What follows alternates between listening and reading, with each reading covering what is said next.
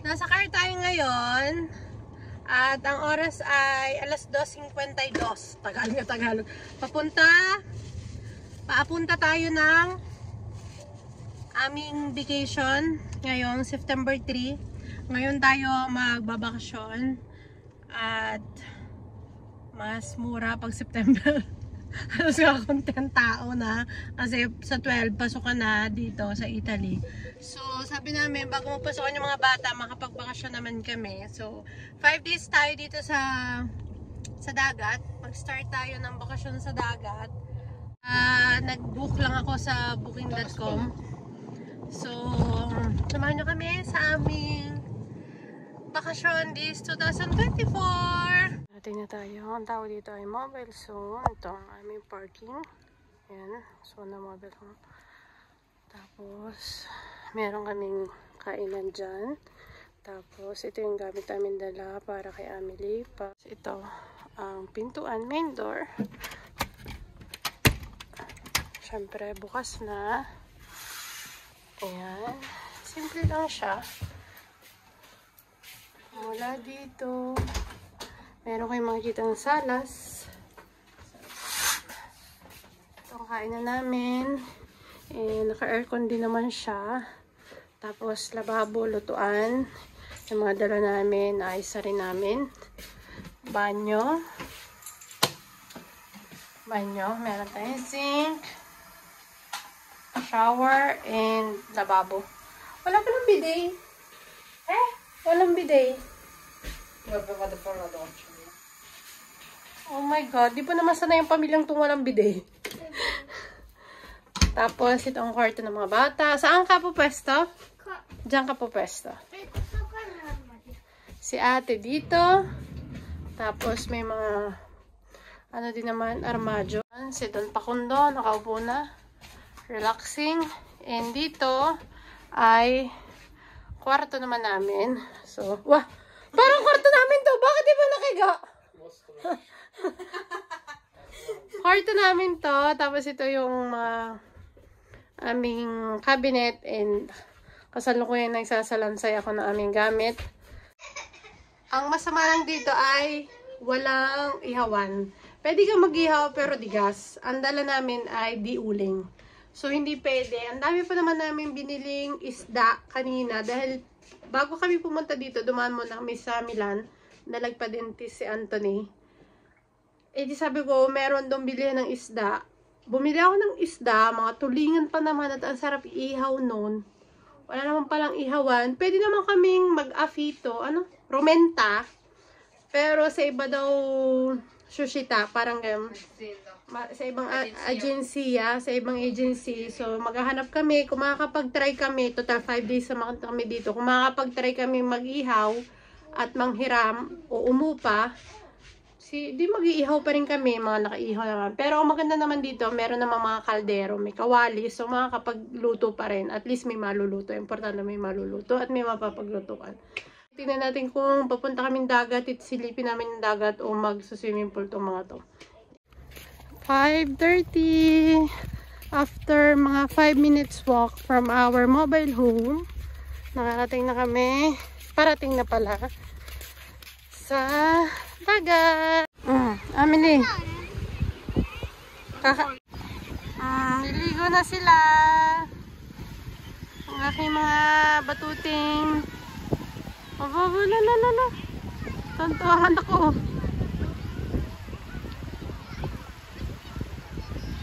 7:10 and walking ulit mga 5 to 7 minutes going to our mobile home. At kami ay magluluto ng aming dinner. Are you happy? Yeah, I'm really happy. And we only got one. You got one or I got one? You got one. We got shell. Yeah, it's really stinky too. Nga pala sa aming napuntahan ay merong volleyball at basketball. Almost 8 p.m. And nagluluto tayo ng salmon. Doon sa kabila ay karne. Parang yun nga yung sana namin iihawin. Sana lang ito ihaw to. So, wala naman kami magawa dahil hindi bawal ang diuling. So, wala tayong choice kundi lutuin natin dito sa Cornelo. Tapos, may salad lang kami sa labas. At may lamok. Kasi binuksan namin namin yung aircon. Tapos, binuksan namin yung bintana. Para makalabas doon kami kakain sa labas. Para makalabas yung amoy ng isda. At ang dalawang bata ay nakaligo na, nakapagpalit na rin ng damit. Si Anthony naman naliligo. So, yes, di ba? Ang ganda. Nakaswim sa tayo habang nagluluto. Saan kayo? Morning guys! It's almost 10 in the morning. And yan pa lang kami. Magbo-brunch. Brunch na to. Para dire-diretso na kami. Ngayon ay swimming pool yata. Tapos dadaan lang kami dito sa bahay kasi malapit naman yung swimming pool mismo dito sa aming mobile home. So, dadaan kami. Kuha ko ng mga sandwiches. Tapos, punta naman kami ng dagat. Kaya itong gusto ko dito, meron na siyang swimming pool. Meron na rin dagat. So, wala kaming dalang kape. Magtitiis na lang muna kami sa walang kape. Mamaya na lang siguro. May mabibili naman doon. We're here in swimming pool. At wala kaming kape. So, bumili ng kape si Anthony.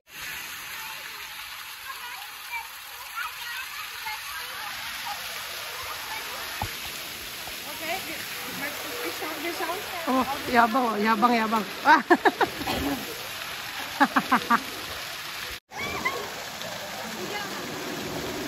Wala, hindi na nasagot.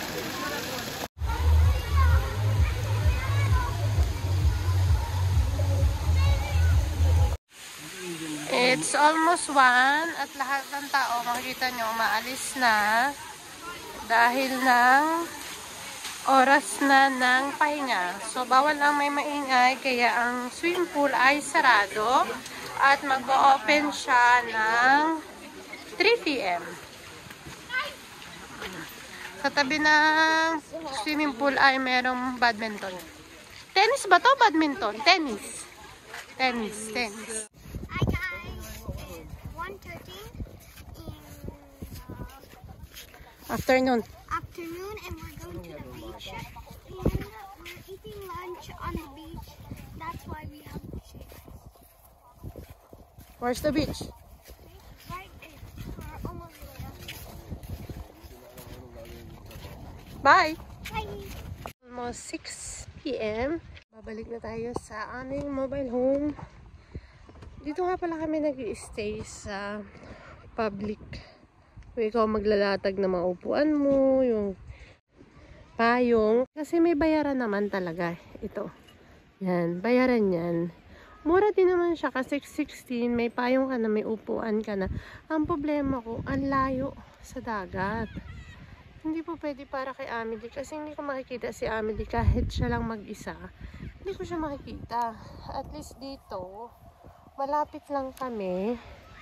Kita mo yung bata. Hindi ka matatakot na kahit mag-isa lang siya naglalaro doon sa dagat, kitang-kita mo siya. Ang bilis mo makakatakbo.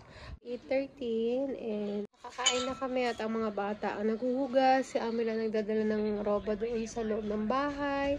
Kami Anthony ay chilling. Maaga kaming nakauwi ngayon. So, maaga ko nakaluto.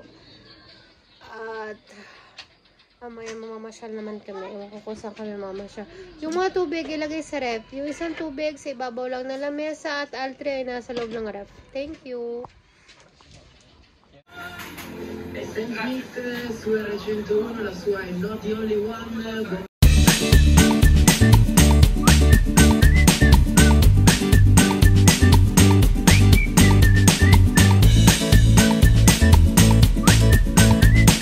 Legit si Madsa. Pauwi na kami. I got candy! Maglakad lang kami. Hi guys, it's 10 a.m. We're going to the beach. Good morning first. Yes, good morning. It's windy. Siguro naman naririnig nyo rin sa sounds ng hangin.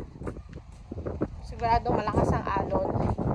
Tingnan natin. Kasi baka mamaya hapon umulan dito. So, magdagat na tayo ngayon.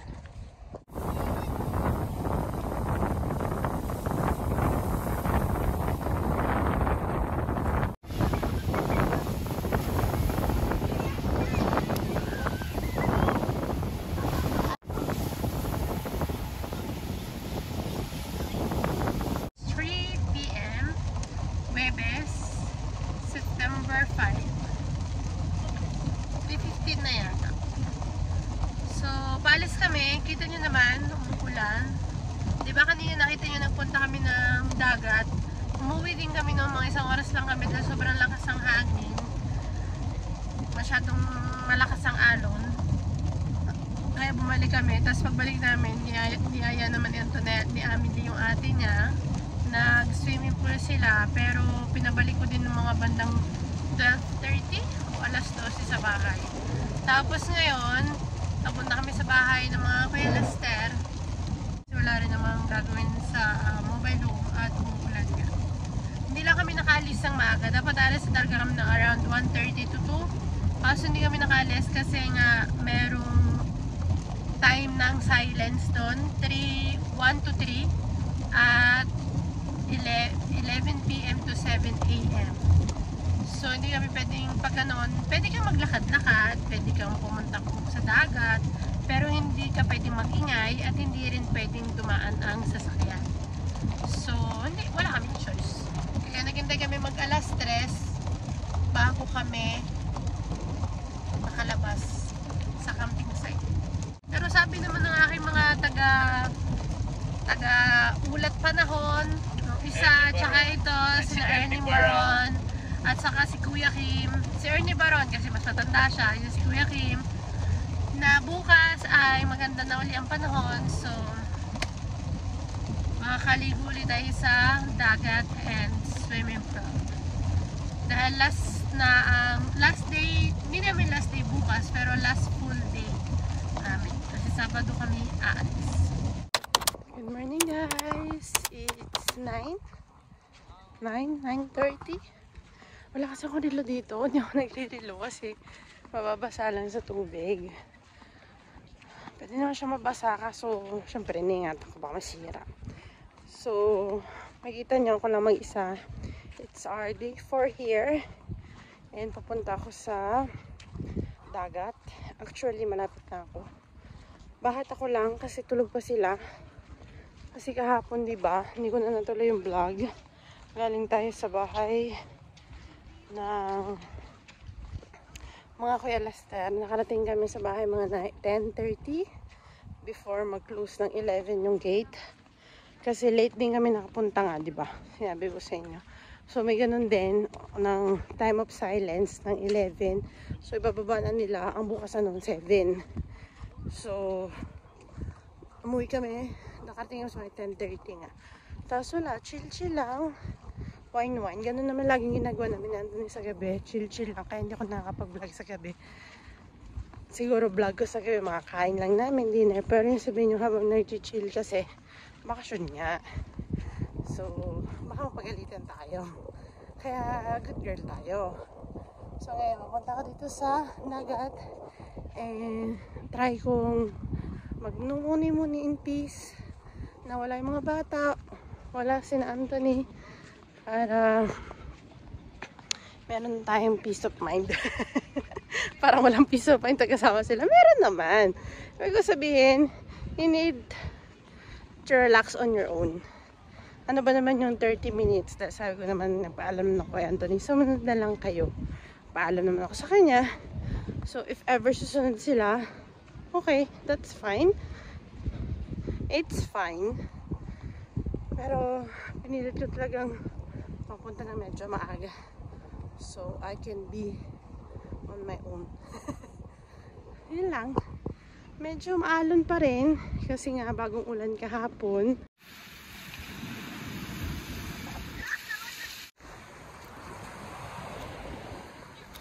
What's that? It's a coffee! Hai visto com'è caldo? Bimbi? Susunod? dumating na ang batang iyakin. Kaninang umaga. Dumating na rin si ate.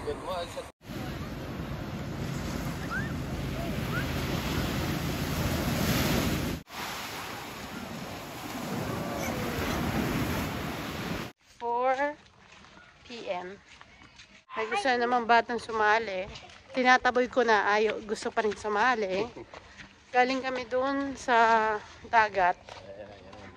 At ngayon naman may sumama pa, dalawa, di ba? Ang gagaling. Pupunta naman kami sa swimming pool dahil kanina pa kami umaga sa dagat.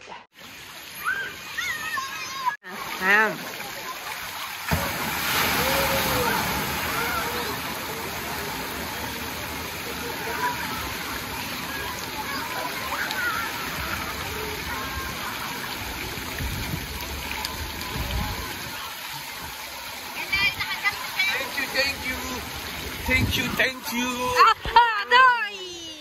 It's the end of day 4.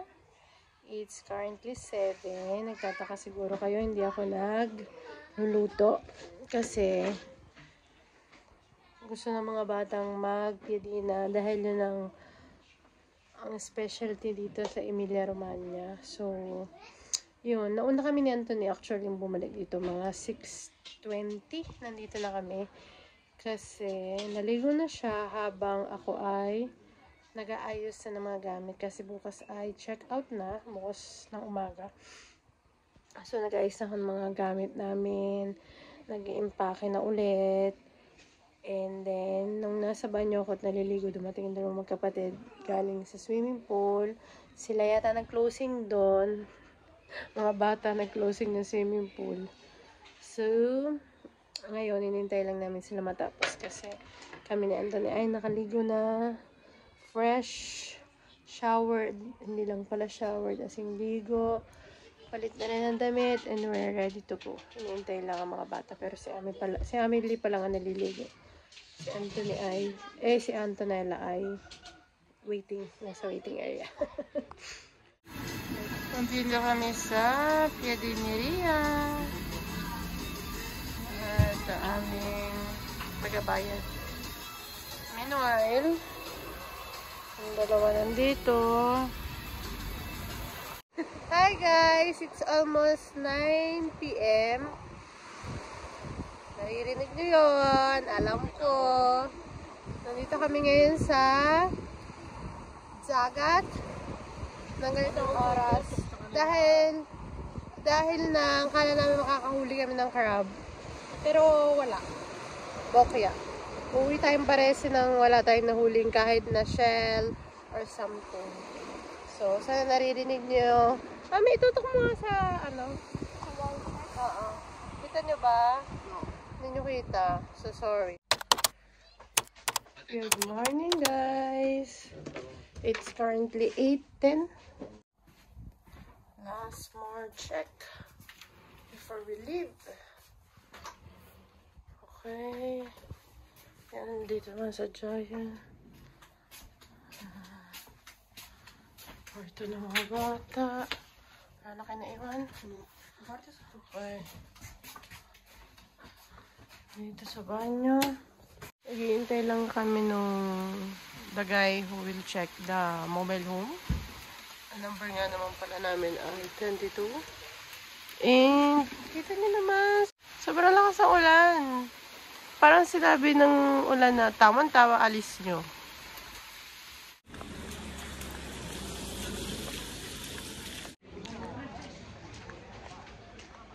It's almost 9. And we're leaving. Kita nyo naman. Camping, Mari Pianeta. Kami ay heading to Varese. Ano sa reception? Wala na yung mga bracelet. Pinuha na. Kailangan pala ibalik yun.